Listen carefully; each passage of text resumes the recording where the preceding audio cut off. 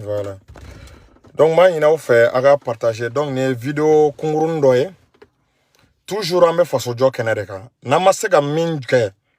Ni transition na namasega fin à quelle be gelani élection garanti président coura seguira. Parce que unité mimbe actuellement pour que la transition soutenir n'entara élection na kasoro barabe baralamo kantna sega ke parce que ni élection est ça a kera chogo mo bna fon yongo bebe ni ga parti soutenir mo bna ga parti ko mo bna ga balma ko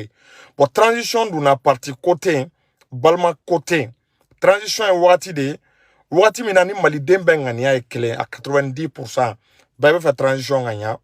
bebe fait ka asimin deme bebe fait ka shugel deme bebe fait transition ngatanye o de sen fait toujours en akli jagabo la pour que mali be lafia akli na na fin doye et armée parti dobe est-ce qu'il y a femme armée composant dobe no e génie militaire a kanne anga génie militaire anga a équipé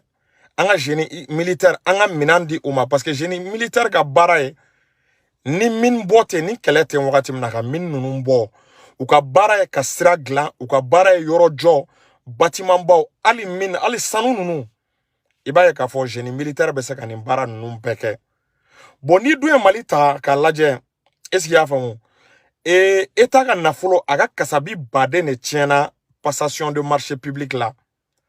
passation de marché na fora sanko ka docteur do jo ou be ka siraba do da ibaye lahauta war do be du lahauta som do be du chaman bi tanyini beba foko fo ale ga dosoro entrepreneur ou ba foko ka dosoro est-ce qu'il y a mo munu be marché sous-traité olu beba foko ka dosoro bon nandu un génie militaire ka olu équipé dans le temps akumeke dans le temps est-ce que vous voyez na un génie militaire équipé est-ce que straglana ibena me ko warduna non ita me ko warduna parce que génie militaire olu ka barare do olu tna sara quoi olu tena warnyini donc matériel lebe di olu ma ou be sira da anye matériel lebe di ou be sira da anye ni yoro menga kanga jo eta ka sobaw no ingénieur ou de be mo munu te génie militaire donc ingénieur ou de be ingénieur de be génie militaire konala est-ce qu'il y a munu be mindo munu be straglando munu be ka fin déminer ka explosif ou boy technicien baw olu de be génie militaire konala armée c'est niya me ko génie re o e kunglo ma woro de ndaro ni afamu okoro ye mo munu kunglo u kunglo ka giri mo munu ni fin donner a chamambu kunglo kono armée partie technique donc bulldozer ni fin nunu ka nga ke olu de bolo folo ku me stragla ni fonge bon nolu équipera ça est-ce qu'il y a famu olu mana équipé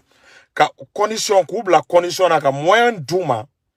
iba ka fo eta mogote tuguni angata lauta warta ka straglan ka marché ta ga di doma ube eta mogote tuguni kata lauta warta ka di doma ni sojo ni ponjo ni sirajo est-ce que vous voyez donc iba eta be muneke dron eta daye ka matériel de hini ciment nege est-ce qu'il y a famu ka matériel hini dron ka bla ou ka bolo ka peut-être à équipage absaka peut-être prime spéciale duma mais ita me tunu ko milliard ita me ko milliard tarako ka dini sragla ou be ko milliard tarako ka donina ita mako be ka moindre ne bla ou ka bolo ka donc na maya o fembe anga armée konala anga laje est-ce qu'il y a famu et anga o valoriser alsa anga bla davantage asimi chamange armée ay bara non on peut rien dire quoi transition est baraba quoi donc ne me fait alsa pour que marché nous parce que malika soro chama abe tien straglan anga soro chama be tien na fora ko doga ponjo ipta soro ou be doga ta école sojo ou be ta fond surfacturé ali logements sociaux nous génie militaire mana équipe ou be seka ni mbeke ima no le logements sociaux gla abe glanga noya akube bemroma parce que warbate na douala matériel lebedi ala barka la simambo usine be enfeya am seka nege fenef soro est-ce que vous voyez donc tchéntchén me enfeya génie arabe seka tchéntchén boire donc vous voyez un peu naini bara nununge état be seka économie baden neke est-ce que vous voyez état be seka économie baden neke est-ce que vous voyez donc génie militaire doit réfléchir à ce commentaire là que le génie militaire est plein des ingénieurs est-ce que vous voyez c'est-à-dire que ingénieur chamambe agono dofle ne ko fo commentaire qu'on a là sinon amu mais al ni défilé beke défilé là nous armée présente nous sera génie militaire ma bu ka capacité fort sera glan sojo fait nous parce que ni armée détruit que normalement génie militaire de kangana yoro munun tiena olu bena kana o yoro nunu o bena kana o yoro nunu glan o bena kana o yoro nunu construit donc ayre ay mali kono mogo do kera milliardaire ka sababu ke sira glan do kera milliardaire ka sababu ke sira glan do kera milliardaire ka sababu ke état ka sojo oh non marché non ben menelao est-ce qu'il y a un génie militaire tala war côté na war côté ou la état d'un ka moyen ciment tchéntché ani bulldozer fait munumbe ake état d'un ko moyen que donc soldat et strasu munumbe olu strasu de ba jo olu de ba barake a barake to bisa ka civil dota pour que coup de mes parties techniques do la mais il va y gaspillage teke ou la quoi il va y gaspillage teke ou la il va y et ni po minga nga jo milliard duru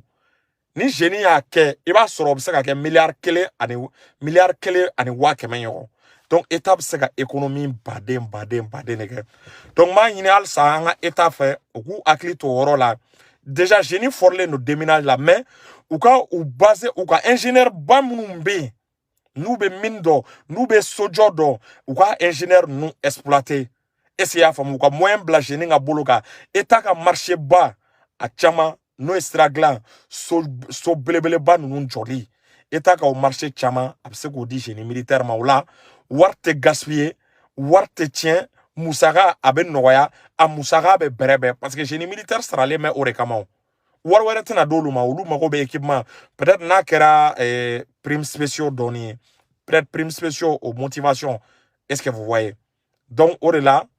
et toujours am bonne akilnae am bonne idée. Parce que j'ai une militaire équipée à ça. Mais comment on voit chamante ke wartike tukunde na folo tien me dabla marché public qui va ken ni son jugu so abe dabla ka commission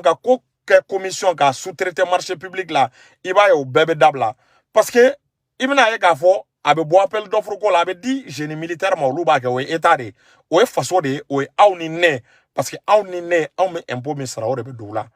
Donc, on a l'air, surtout à période mina armée va monter en puissance. Donc, on fait un profit, armée va barra ou fait un mine de quel droit quoi. Parce que actuellement, un régime a reposé les mains sur l'armée.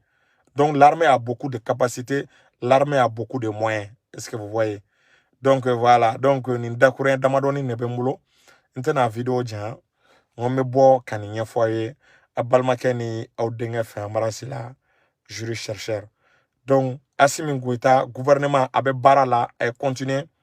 à la yaka do faraga bara ka alsa ambe auko malido me auko ay génie militaire aya équipé ou ko anga sira gla ni génie militaire anga sira gla anga